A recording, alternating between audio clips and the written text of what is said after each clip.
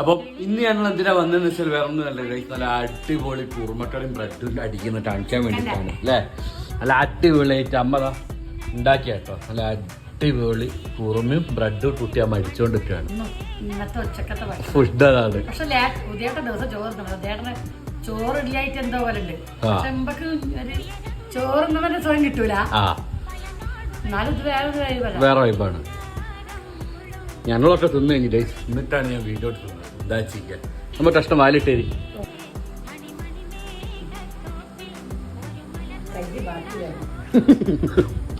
അടിപൊളി.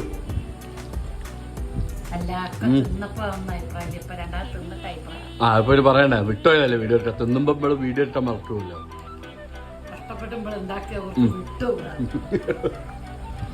അപ്പൊ അമ്മ ബാക്കി അടിച്ചു തീർക്കട്ടെ.